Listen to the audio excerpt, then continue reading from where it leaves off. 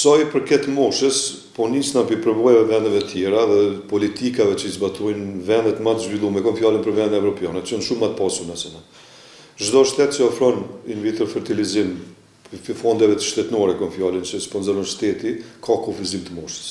Edhe vendet më të zhvilluara se Kosova, edhe kryesisht sillet dikund ka 40-41 që aty është kufizimi, dikund edhe 39. Konkretisht e kemi një koleg, doktor Necip Sopën, i cili punon në Danimarkën, në jetin këtë lami, edhe nga njerë edhe konsultome për disa raste dhe gjana tjera. A më ka të regu që në Danimarkë kanë kufizume me 41 vjetë, përveç pacientat që paraprakisht i kanë ngrije embrionet ose qelizat e tëre procedura më të me vazhdu. Ta është i qyshur situatat e na se këtu po ka mjaft, nuk po thëmë pak knatësi, besoj që pacientat janë të arsushëm, po nështë na i keq informim. Na kemi marrë si kategoritë parë moshën deri në 42 vjetë.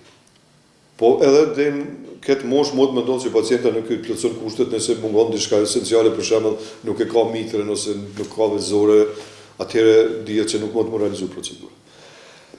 Prej moshës 42 deri në 45 po shkojmë ato baza më individuale, me shqyqu. Edhe kemi ofru edhe stimulime provuese.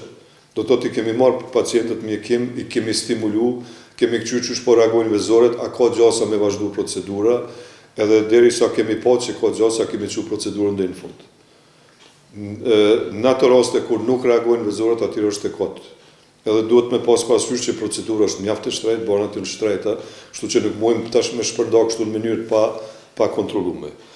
Edhe para se më bo in vitro fertilizimit e nën klinik, ka ekzistu si obligim ligjor pacienta mas moshës 45 vjeçare, mu lajmëru Ministri i Shëndetësisë, është një komision i veçantë i cili ju jep leje. Do të thotë bile, edhe nëse dojnë me shku privat, prap duhet me marrë këtë leje. Do të thotë mbi këtë moshë, na nuk mujmë i pranu pacientat pa marrë paraprakisht lejen për ministrisë. Pas kësaj duhet me vendos për mënyrën e mjekimit. Ekzistojnë dy mënyrat mjekimit, njëna mënyrë është me qelizat veta, që është për të femrat më të reja. Të femrat më të vjetra këshillohet që t'i bojnë me qeliza donatorëve. Na për moment nuk ofrojmë këtë shërbimin e donatorëve, po mujmë ju rekomandu pacientëve, do të thotë që kjo është mënyra më adekuate e mjekimit. Suksesi, e kom cekë edhe më herët, i in vitro fertilizimit nuk shmohet me numër shtatzanive, po shmohet me numër të lindjeve gjalla pas procedurës të IVF-it.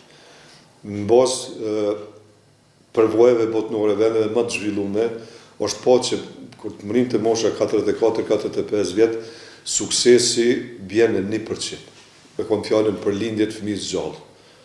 Tashti, unë e di që dikush ka me thonë, po kalin kjo tezja jeme, kalin kjo pacientja jeme, po ajo prap është qaj 1%, nuk është rregull. Kështu që na nuk mujmë i organizu shërbimin në atë mënyrë që mi shtini 100 pacienta me këshyrë mos po na ka dikush sukses.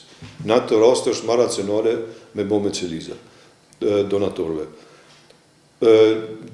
Prap është këthy ky ligji që ka qenë në parlament për votim, si do të bëhet një verzion tjetër i ligjit, aty besoj që do t'jetë e parapame dhe çështja donacioneve, do t'jetë e parapame dhe mënyra mjekimit e drejtat e krejt, do të thonë kategorive të ndryshme, po për momentin na jemi në qitë fazë ku ofrojmë qitë lloj shërbimi, do thotë mes burrit e gruas edhe deri në atë moshë kur është e mundën me pas sukses.